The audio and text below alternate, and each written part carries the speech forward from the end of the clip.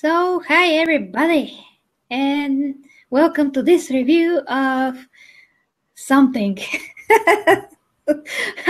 Of Final Girl, yeah.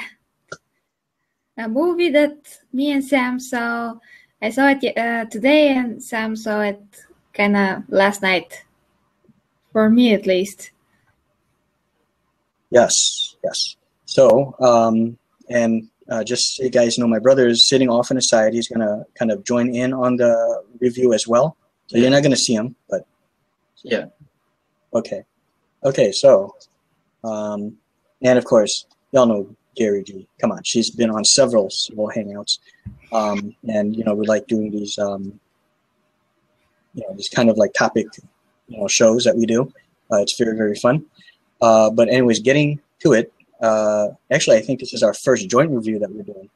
Yeah, absolutely. This is our Blue Reviews, okay? And it is of Final Girl, okay? Starring the very gorgeous Abigail Breslin, Alexander Ludwig, and Wes Bentley.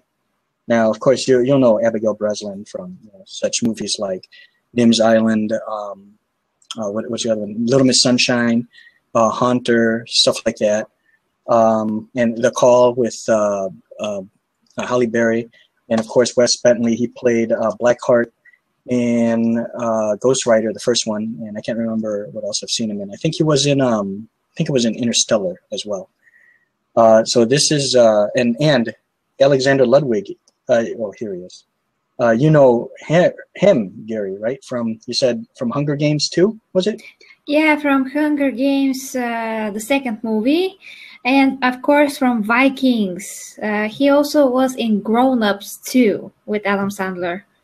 Okay, Adam Sandler. Okay, but Vikings 2. Okay, or season 2. So I've got to I got to check that out still. That show. If not for what is her name again? That I like. Lagertha. Oh God, just awesome! I saw clips of her. Very awesome. Okay, so it's got some pretty well-known actors. Oh, Cameron Bright is also in here from X-Men First Class. He was the boy that negates your powers if you stand too close to him. He was also in Ultraviolet. He was the boy in there. He played Six. He was really young in that one. He was real young in that. So he's in here, and he's the only one of the 4 boys that have a girlfriend. Okay, so basically this is a story about, well, it opens up with, you see a little girl, probably 7 or 8 years of age, and Wes Bentley here he had hair before he shaved it. He's kind of interviewing this like 8-year-old girl, which her name is Veronica. Her parents had just died, and he asked her, so your parents died. How do you feel about that? And he said, well, everybody dies, something like that. And it was okay. That's a very optimistic way to look at it. So, the first super funny thing. Huh? That's a super funny thing to you? Oh. That's the first super funny thing, yeah. For me, it shows that she's pretty tough. That's just for me. She's pretty, she's pretty smart. And he saw her potential to use her, right? Yeah, he saw her potential that he can use her to become this assassin. Second, he gives her this maze to try out, and then you can see how super intelligent she is by going through the maze. It's like a maze on the paper. Yeah, too bad that she was completely different character when she was older. If you think about it, she's completely different. It's like she's softened up a little bit, right? A lot, and it's supposed to be the opposite because she was a kid. Now she's grown up. She has to be a lot more tougher, but instead she's the opposite. So that's the first thing that I kind of categorize as a minus to the movie. Okay. Well.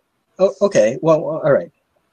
Okay. We'll get to that when she's grown up. But the whole thing, it jumps to 12 years later, where now, I guess I saw your point when you mentioned to me before, but it looked as if her training got put on hold or something. Is what you were saying, and then it picks up 12 years later when it jumped, and it's like she's just beginning her training. Yeah, it's like she slept for 12 years. And he began the training, and you know, I guess I don't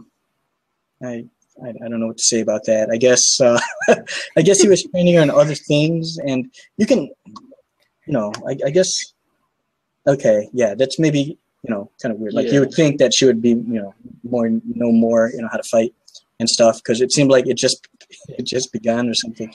Okay, and then, well, okay, well, anyways, maybe it's just doing it to showcase that she's being trained, but maybe they should have done it where she's training throughout, kind of like in Hana.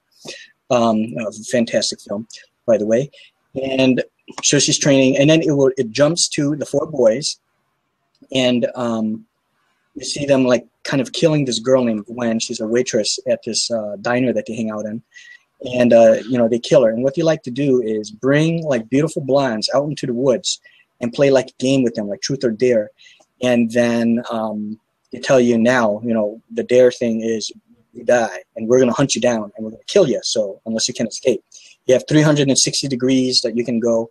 And there's 4 of us, so we each can take a different direction and chase you down and hunt you down and kill you. That's what we do. So like 5 minutes, right? Yeah, 5 minutes, but they lie. You know, you know, that one guy.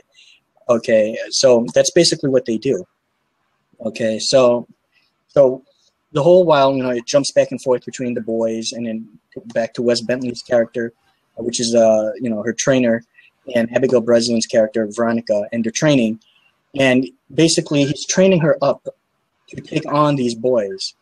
Okay, at first I thought, well, I think maybe it's like to train her to be like a hero, but it's starting to seem like maybe it's more focused towards them, like specifically for them. But I think if they ever make a sequel, she could become like a hit girl, like in Kick-Ass, and be like a hero of some sort. And I think maybe he's taking revenge on them because he mentioned his wife and his daughter was killed. I'm going to laugh a lot, just so you know. Okay, yeah, because I know you're not a big fan of this one, and I see the loopholes now that you brought them up like earlier in the text. But here's the thing.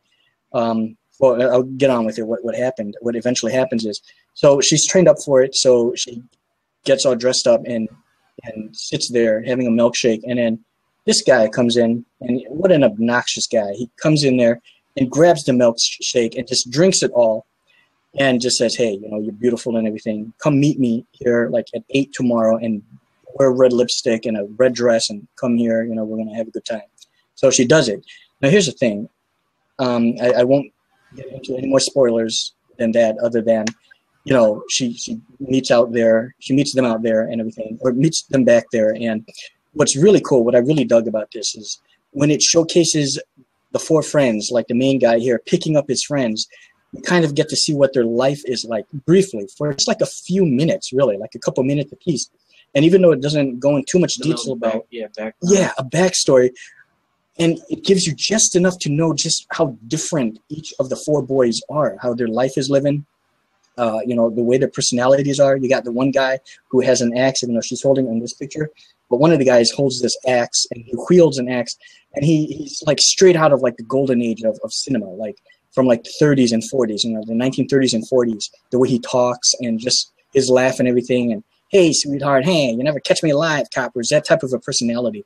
You mean like the Joker? Because he was like copy-paste, like a Joker character. But more classic than that. If you ever seen anything from like the classic cinemas, like in the 40s, like the classic Scarface, or how can I put it? You know, stuff from like the 1940s, like a 1940s gangster film. You know what I mean? How they acted. He had that type of a personality. Not quite so much like a Joker, but even though, yeah, he had some of the, you know, he was kind of channeling some of the psychoticness that Joker would have. Yes, indeed. But I liked that about his character. It was kind of funny, you know. And you see Cameron Bright's character with his girlfriend, you know, kissing her goodbye, and he's supposed to be kind of like the charming guy. So each one had their own distinct personality. So I really dug that. They didn't have to spend like 30 minutes, 40 minutes on each character giving a backstory. You just got enough that you kind of have a good idea. You're gonna have one kid who's kind of like a mama's boy kind of character, and you know, it's great stuff. And it's good pacing too, I thought. And the pacing is good. Yeah, absolutely. This film only ran 90 minutes, and you know what? That's short enough as it is, but it ran by quickly.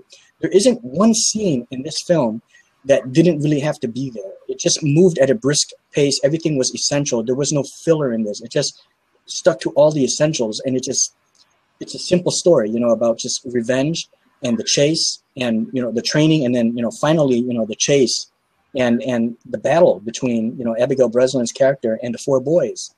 You know, when we get to the woods and everything, she's playing the truth or dare game and everything, and then of course the hunt begins. There's, you know, I don't want to get into the truth or dare part, you know, aspect of it, but she's acting weak. She has to act afraid, as you can tell when she pulled the card and it says die. She begins screaming, "Help! Help! Somebody help!" You know. Spoiler.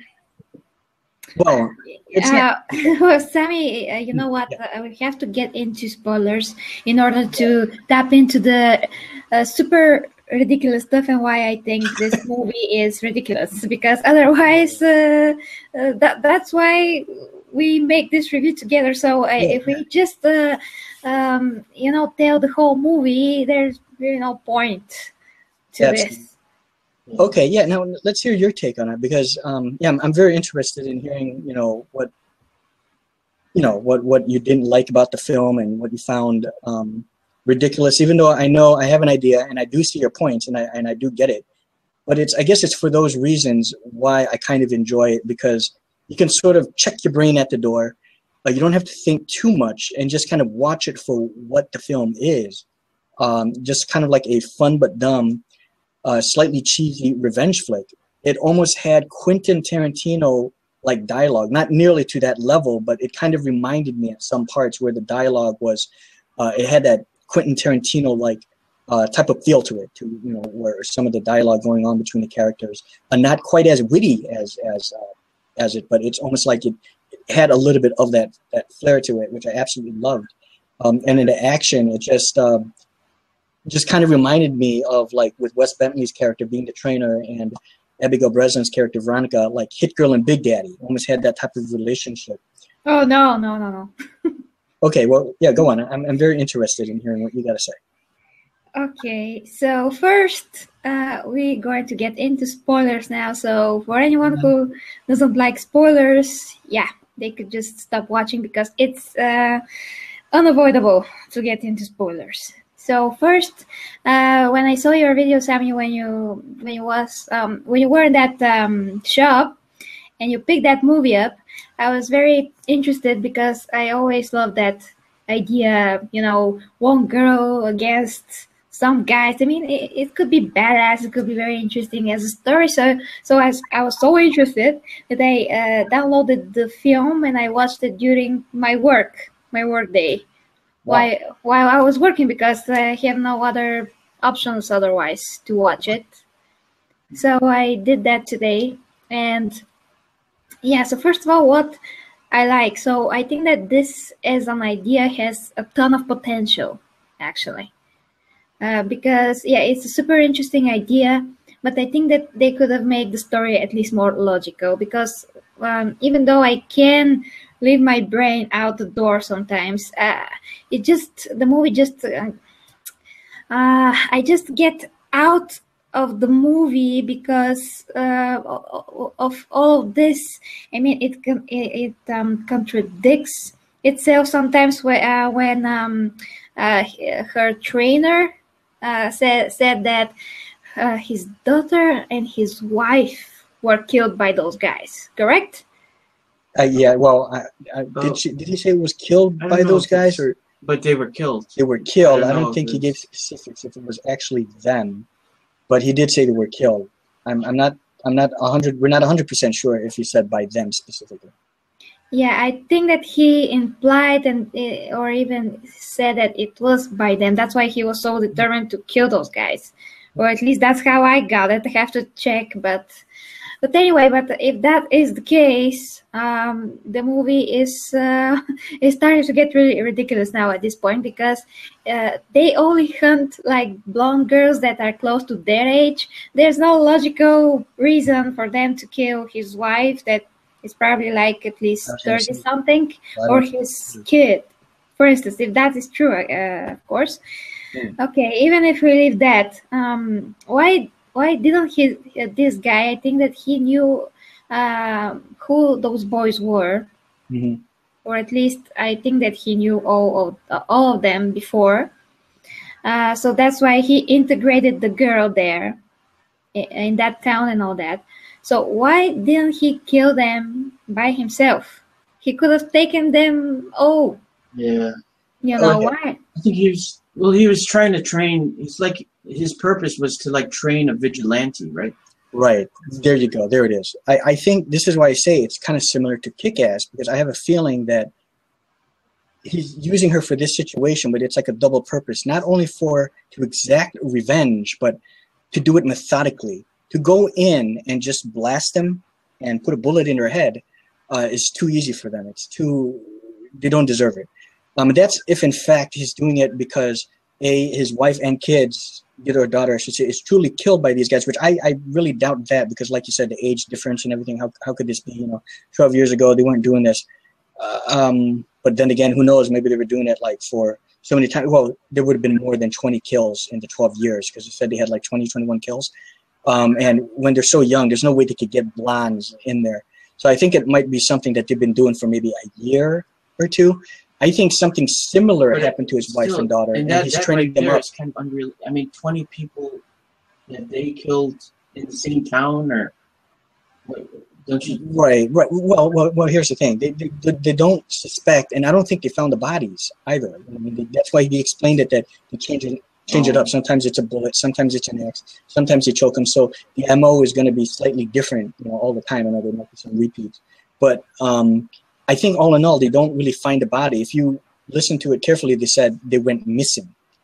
They never really discovered where the bodies were. So if you don't know what happened, there's no way they could really pin it on them in a way. But second of all, yeah, I know. But, well, it's like if they see them talking, they were the last people seen speaking with them. Like the waitress. The waitress. Right.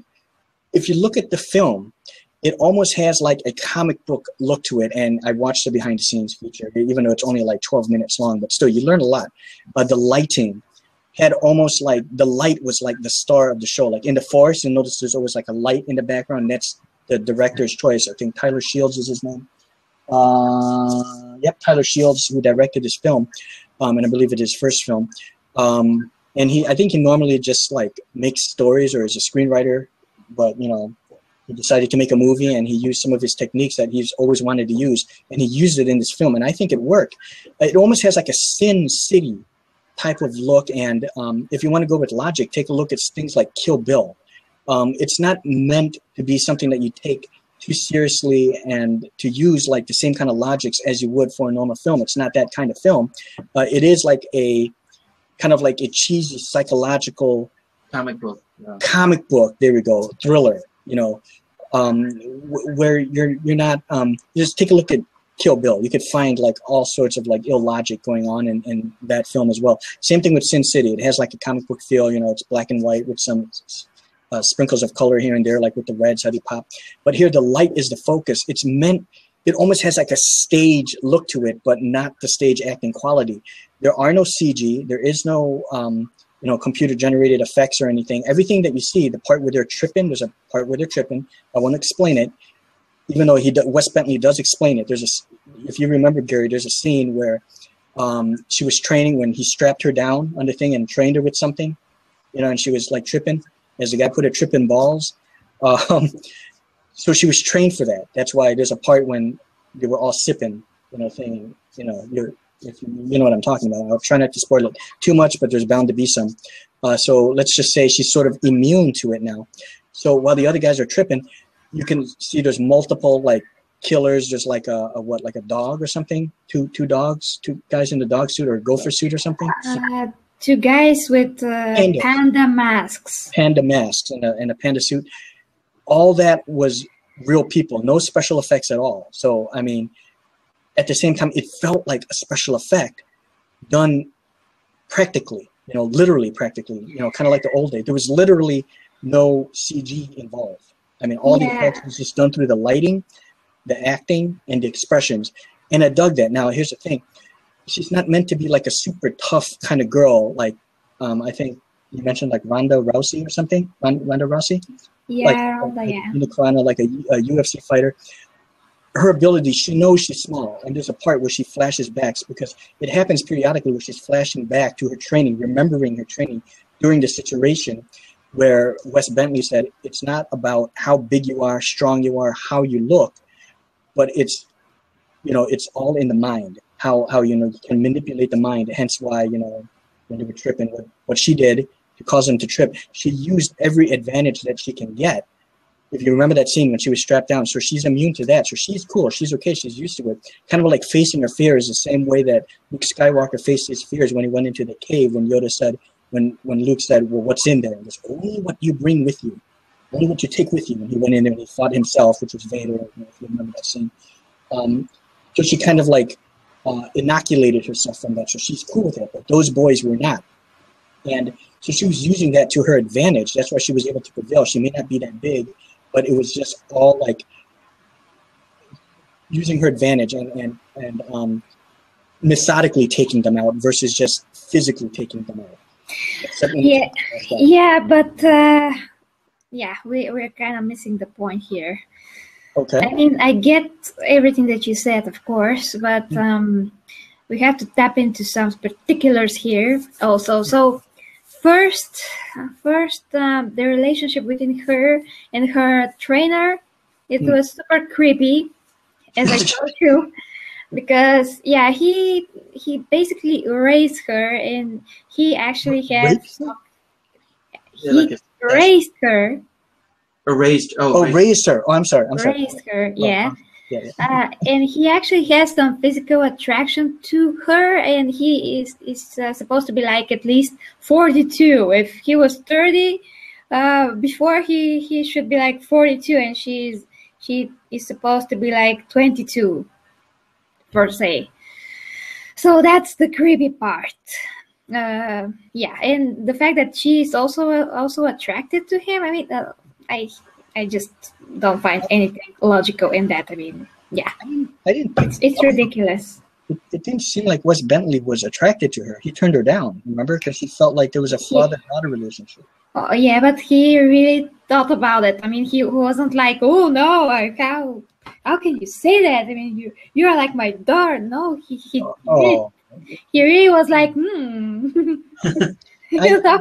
I got you. But the thing is, then it would kind of like be inconsistent with his character. Ever since the beginning, see, he was always have that calm kind of demeanor about himself where he, like, nothing phases him. But the ending of the movie, do you think it's hinting towards there's going to be some kind of, I think it did, right? It does seem like it can lead towards like a kick-ass type of thing where she'll become like a superhero. No, where there's going to be a relationship between the two. Oh. Yeah, exactly.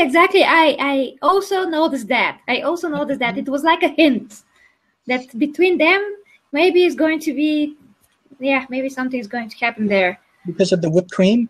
When she took it and did it? Oh. Well, who does that? I mean, she was so sexual about it. I mean, it was super obvious. It was obvious. No girl with her right mind and, morals and everything would do that in front of anybody. Well, she's not really in her right mind anyway. She killed people. No. That's no. I won't accept that as an excuse for her morals and all that. In this case, it's like what was that movie? Leon the Professional, right? Leon the Professional. Have you ever seen Leon the Professional with Nope. Oh, Jean Reno or whatever. The French guy, the actor. I can't remember his name. And Natalie Portman, a young Natalie Portman. It's kind of like that, where Leon, the professional, is training a young Natalie Portman who's got to be, 11 years old, 12 years old, something like maybe 13 at most, training her to be an assassin. Kind of like a similar thing. So, he can, I guess, it's been a while since I've seen it. Like you said, it's almost like that, except it's in a comic book world, right? Right, yeah, exactly. It's almost like that. Go check out Leon the Professional. I'm very curious to hear what your thoughts are on that film. Kind of like that, but it's more serious. The Final Girl was made more like in a comic book fashion, even though I know it's not based off a comic. And it's not totally comic bookish like Tank Girl or something like... Sammy, I just can't figure out why would you compare it to a comic book movie. I mean, there's nothing similar to that. I don't see any similarities whatsoever to a comic book. Maybe like a horror movie, but they didn't really show anything yucky or stuff like that. So I think you need to see it again and watch the behind the scenes. Well, maybe a graphic novel or something. Yeah, maybe like a graphic novel. When I say comic book, not necessarily like a Spider-Man comic book, but like a stage thing. The way it was shot, it was like a stylistic choice, kind of like Sin City was with the backlight. You know, when you watch that and how everything looked like it was like each scene was like as if they cleared the stage and set up trees and put the backlight and then they set up the characters and then they shot the scene. When it comes to the next scene, they did the same thing. Even though they didn't do it, it was in a real forest. It wasn't like on a stage. But the format of which they did it was almost like, you know, when they change scenes, the curtains close and then they clear out the set and put a new scenery and then the curtains open. It had that type of thing, but of course with extraordinarily better acting than just like your typical stage. Well, Sammy, I hate to say that, but that's from the super low budget. But that's not a bad thing. It may low just because something is low budget though. Let's take a look. It's still artistic. It's still artistic. Let's take a look at the movie. What was it called? I think it was called Fragile or Frailty. Frailty. Remember that one? Frailty with Matthew McConaughey, with Paxton, Bill Paxton, and with I can't remember. There was like a couple boys in there.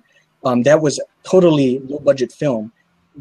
I know I'm kind of breaking away, but with like Frailty, I'll give you an example of the way they did it when there was a car ride. Oh, and Powers Booth was in it when Powers Booth was driving, and Matthew McConaughey was in because Powers Booth is a cop. He's driving his cop car. Matthew McConaughey's next to him while Powers Booth is driving, and it's late at night.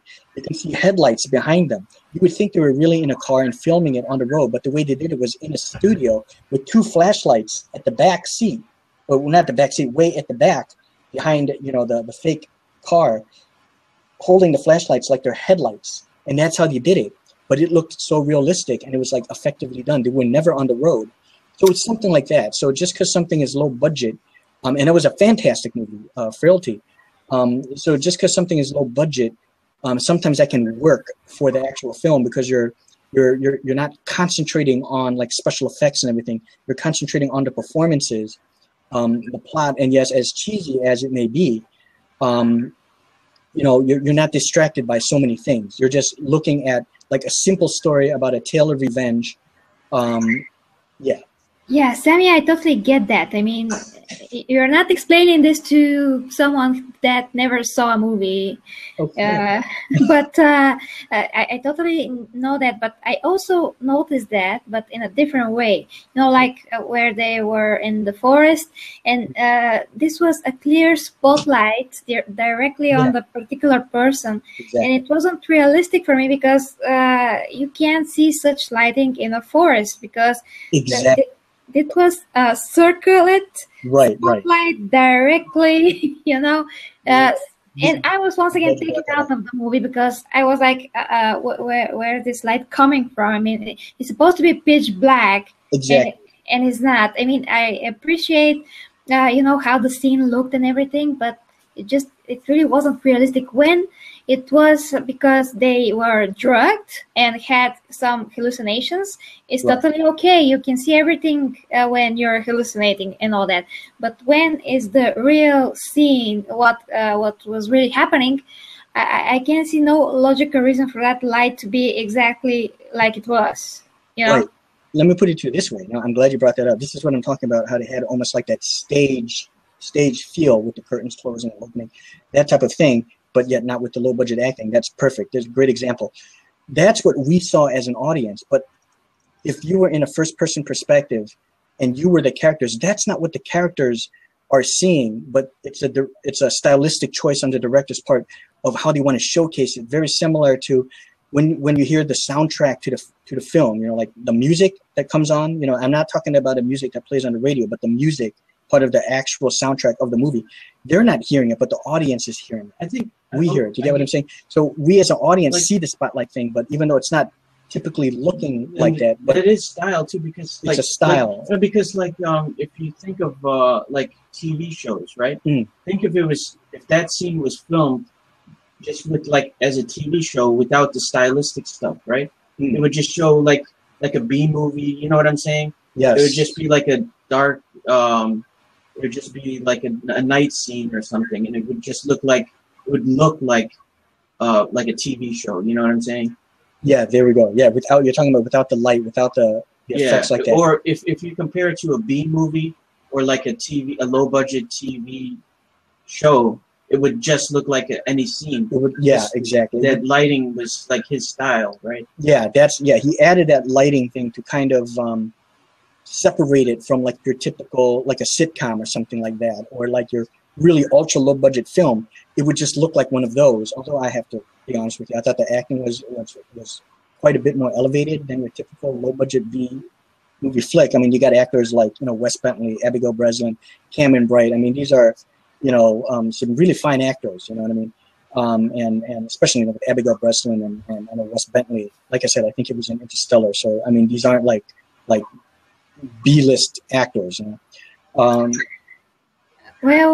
okay. Even if I give this a pass because, as you said, this could be a stylistic choice. Of course, everything could be that. It could be either good or bad. We can call everything that. But my point is that maybe I'm used to everything to kind of make sense these days because. Okay. When I watched some movies when I was little, I didn't really pay attention to anything. But now I kind of have to because, I'm doing reviews and all that. And I'm used to watching, high-budget movies and some low-budget movies. But I think that in movies, some things are good in the good taste and some things are just not. Now that with the light is the least of our worries about the movie. So because this review is kind of getting too long now, we haven't even talked about the rest of the things. So I think I'm going to talk a little bit about the stuff that really bother me, and then we can wrap this up if you like. So no, absolutely. Go on. Yeah, I'll let you start this off next part. Sammy, I don't know what is going on, but something is happening with the sound. What the? Okay, yes. How's it now? Is it better? No, everything is like with vibrations. Yeah. Okay, I have an idea. Hold on. Let me just do this. Okay. Okay, Sammy. Yeah, I think it's normal. Yeah. Okay, very good. Cool. You sounded like a robot. I sounded like a robot. Yeah, sorry about that. I don't know what goes on. I had to just hit the F5 to refresh the screen. So it's perfect. It's good. Something went really buggy. Yeah. Okay, so as you were saying. Yeah, as I was saying, just a second. I have to fix something in. Oh, okay. In Google, I pressed not the button that I wanted to press. Okay, so where do I start? So first, at the beginning of the movie, when he was recruiting her, I didn't get the idea that he was doing that, especially for her to become like an agent or something. I got the idea that she was supposed to be only trained for this particular mission. At least that's how I understood from what was implied from that scene and all that. Now, I didn't also get what is that agency or for what, who are the bosses of this guy,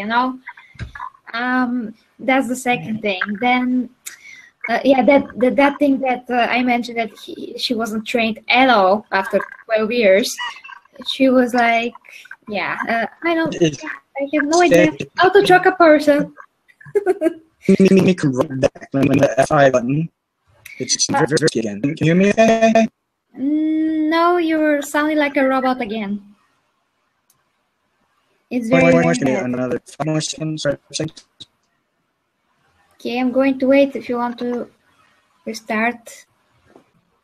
Okay, and it is so weird. I do not even have any windows open. Just this. Everything else is closed, so it doesn't make any sense. Okay, I apologize. Continue.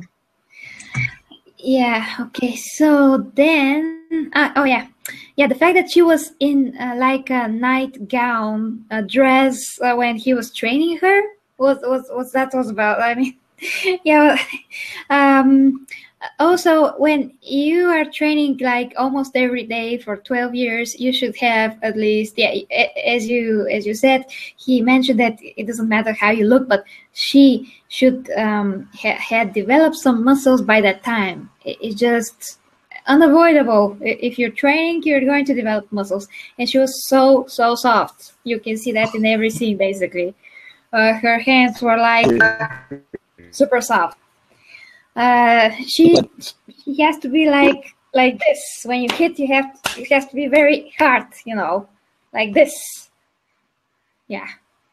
And you kind of froze, actually. Is it better? Is it better now? Okay, I can hear you now. Okay, perfect. Yeah, we don't have to split it. I think it's still good. I mean, I don't understand. My dad's connection here is pretty strong. Keep in mind, I'm at my dad's house right now, so I don't have the hard connection here. I don't think I'd have this problem if I was, you know, back at home. Okay. Okay, so did you hear anything that I said last? Not really. It sounded. I think I understand what you mean. It sounded robotic. You know how? Yeah. Robotic. Yeah, you were sounding like that. I apologize, but here's the thing. I think the people hear it, so I'll have to watch back and hear it. But we didn't hear it. But I think it recorded properly. You know what I mean? Because the Hangout,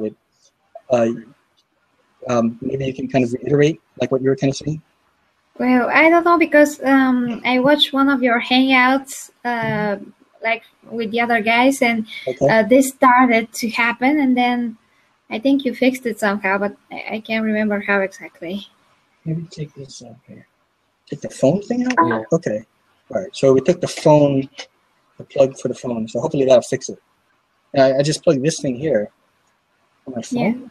Yeah. Okay, so we took it out. And I'm just using it to charge my phone. I don't know if that can be a problem. Everything could be a problem. It's computers after all. Okay. Oh, damn. Okay. Okay. But anyways, yeah, as you were saying, you don't have to cut over, but if you want to kind of continue with. Yeah, I was saying about her training that she should have some physical gains, you know, from the fact that she's training every day. If I'm training like that every day, like at least for an hour and more, like she is supposed to be training, I look like Ronda Rousey for sure. And her hands were really soft. I mean, she didn't have any definition. And when you train boxing, and I'm sure that she's doing some push-ups. I mean, you have to do that when you do such type of training. She should have some muscles. She didn't have any of that. I mean, her hands were looking super soft, like super soft.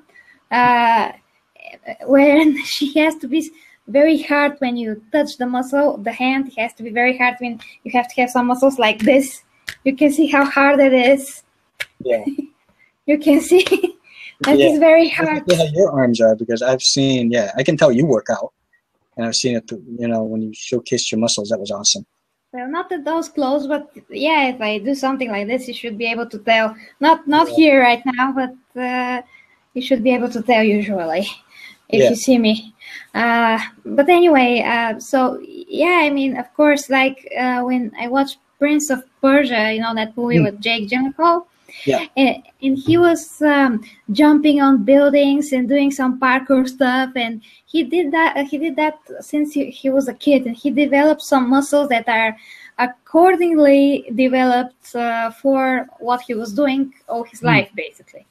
And she should have something like that, at least, to be, you know, realistic, because actually that her appearance is not realistic to her life.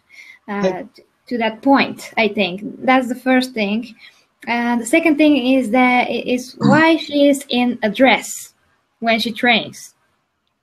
Like a nightgown, like a prom dress. No logic at all. Okay, maybe I think I have an answer to that. The way I will look at it then is this way. For the past 12 years, maybe he wasn't training her. Remember at the beginning he said, I will train you. I will train you.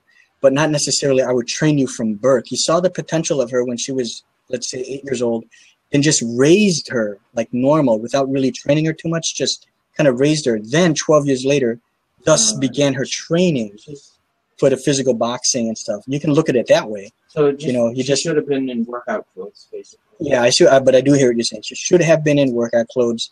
That could have just been like a style and a taste on the director's part to kind of showcase that this is the kind of character she's supposed to be, to look frail, and it kind of adds to the frailty. You see a girl in a dress, thin, not a lot of muscles or anything like that, but where her strengths lie are in her mind.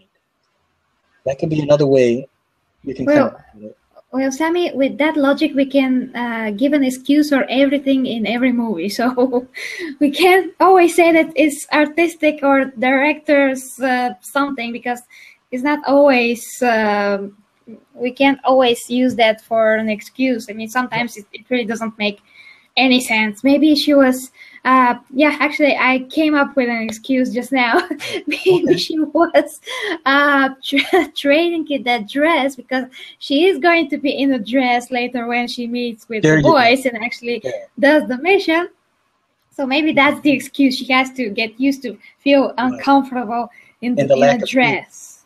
Right. Remember that when training by the sea, or not the sea, but the lake or something, it's an 8-mile walk back to the diner and without shoes to get absolutely. And after she killed the first guy with the axe, she took his shoes, and I was like, oh my god, she's like, what number shoes does she wears? I mean, if her foot must be like this and that guy's foot must be like this. She couldn't walk in those shoes even if she tries. There is some illogic, a lot of illogic in there, but at the same time, I mean, like I said, I try for this kind of film. If we were talking about an Avengers film, or like a like one of those high budget kind of films, like what's another one that kind of like Prisoners or something, or I'm using bad examples here, like an X-Men film or Avengers. It's the only thing I can think of right now, right? Or the next Die Hard film, such a logic wouldn't fly. But for something, I mean, we're talking about a film about a girl who was taken in when she was 8 years old. Oh, excuse me, Sam, but so different rules apply. You can't judge, like for me in any case, I separate independent films from like the high budget films. I don't throw them all in the same pot. I rate them, but keeping in mind that the film is independent. There's a different scale for them. For me. The girl with the big feet. Yeah. With the huge feet. More like the huge feet. Yeah. Okay. All right. Well, I think that that is not it. I think it has the film has a lot more things that I can sink my teeth into that, but we'll be here all night. Right. Well, I know. I mean, for me, I try not to nitpick when it comes to low budget films. I would not critique like this film, like this film or films like Frailty. Even though Frailty is a much better film, films like this, like independent films, indie films, low budget films, the same way I would critique like a theatrical, like Hollywood. I don't want to say Hollywood, but like a more like an Avengers film, like a blockbuster kind of film with a bigger budget and stuff like that. Or Scream. Maybe Scream is kind of more similar, like that type of a horror flick. I wouldn't critique that on the same level as that. There are different standards that apply to it. That's just for me. And there's some funny bits. Yeah, the shoes thing that you brought up. How can her feet fit in such big shoes? Next thing you know, she's running around and it's fitting her. But hey, you know, that's all of the fun of it. You know what I mean? There's going to be lapses of logic. You know, so yeah, I don't know what else to say. Well, Sammy, I mean, I get what you're saying about the low budget and all that, but here, what they decided to do with this movie and some of the choices, like with the shoes, this doesn't take any budget. I mean, this has nothing to do with the budget or anything like that. It just, it just was a convenience for the story. Maybe she could have just walk around without any shoes, but no, they were like, well, why? She just like take his shoes and use them and all that. I would never do such thing if I was the director and the script writer and all that, because I would immediately will be like, that's super ridiculous, and I'm going to come up with something else. So I don't think that has anything to do with the budget and the movie, and we have to cut some slack, you know, to the movie because it's low budget. You know, when it's ridiculous, for me, it's ridiculous. Yeah, and that's pretty much it. Okay, so we'll agree on the shoe thing. If maybe the shoe thing wasn't included, it would have been a bit much better than that, if not for the shoe thing. And as well as the little things that, you know, okay, you know. Well, okay, I guess we'll, I'll say one real high positive note, though. The soundtrack to this film was tremendous, I thought. I actually, wasn't that right? I was really digging the soundtrack.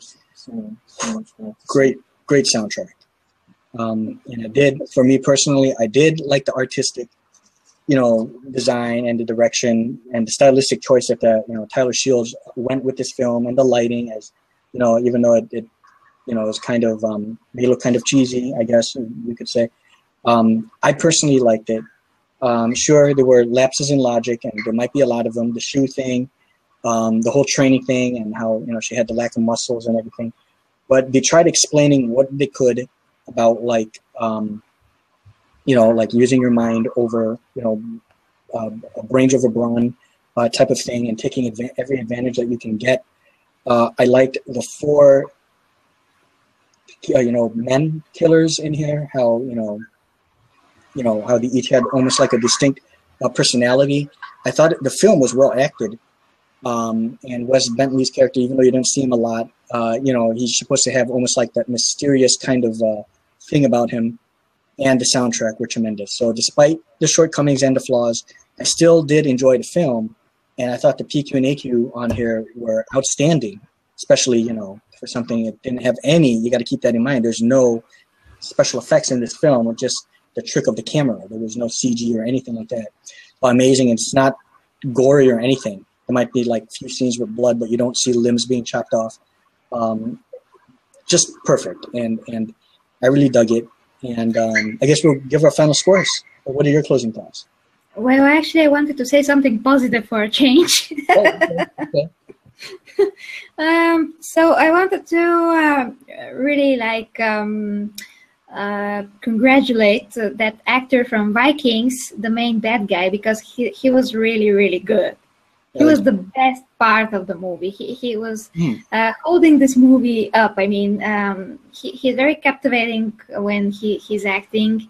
He's very believable that he's this crazy guy that enjoys such sports and all that.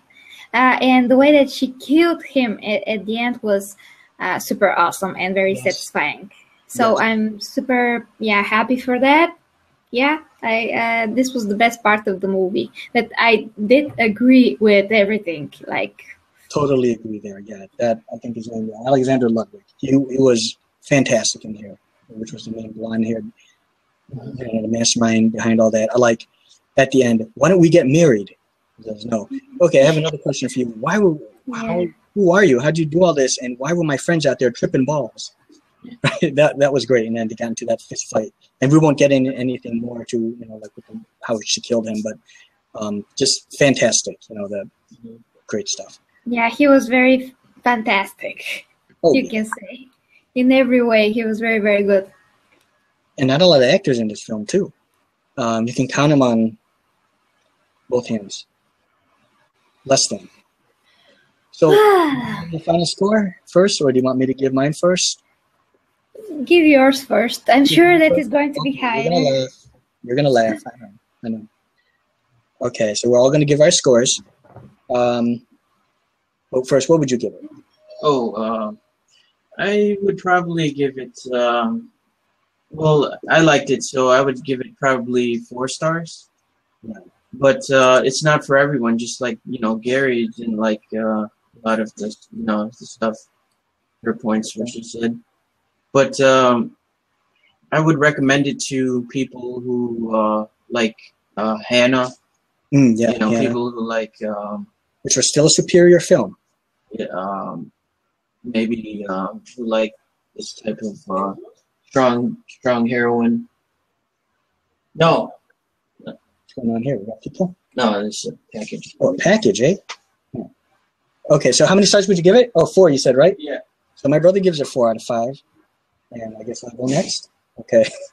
I give it, and that's exactly what I had in mind already, 4 out of 5 stars for me. And I do recommend it. Just keep in mind, don't take it too seriously. There's a lot of cheesy moments. If you love your indie films, and if you love your artistically kind of shot films, and you love your revenge flicks and women in power, maybe not necessarily physically, superior, even though there's a little bit of that, it's more of like mentally, you will absolutely enjoy this film, and I do recommend it. 4 out of 5 stars. And Gary? Okay, well, I'm going to use my own rating. I think from 1 out of 10, I would give this movie like a 4.5 out of 10. 10. Oh, wow. Ouch. Ooh. Well, I have to say that overall I did enjoy the movie as a whole, but the whole time that I was watching it, I was like, this doesn't make any sense. Oh my God, this doesn't make any sense. And I just couldn't get out of that because it was one after the other, after the other, after the other. And yeah, but I can't stop watching for that. I still found some enjoyment out of it. So yeah, 4.5 because it still lacks a lot of things for me. So I can consider it a really good movie. So I can give it like up to 5, but it is not objective for me. So like 4.5. Yeah.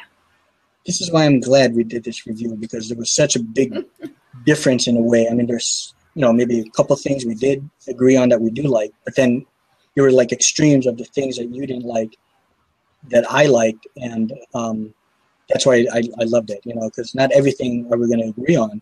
And people that do watch this can kind of see which one they can kind of gravitate more towards, or if they kind of like are in the middle of it. I like that. So I love doing these kinds of reviews. It's great when it's like a film that we agree on, but it's just as fun if it's like something that we don't agree on. I would like to do more of these film reviews. Maybe something like a big budget film, like something theatrical, something like in the vein of like Avengers, something like in the theaters, like Jurassic World. I haven't seen that yet. Have you? You didn't do your review of Jurassic World yet, right? Yeah, you really have to see that. And also The Martian. I have to do the review of The Martian as soon as possible because I saw it last night. It was fantastic. But really? I have to do the review as soon as possible, really, because I have one more video coming that I'm going to edit it, like hopefully right now after we finish. It's about how far movies should go, and more not movies, but like TV shows. I mean, some of the things like in Spartacus, in Game of Thrones, that kind of a thing. So that's my next video. Oh wow! Okay, yeah, I'm looking forward to that. Yeah, Spartacus, and if you do one on Vikings as well.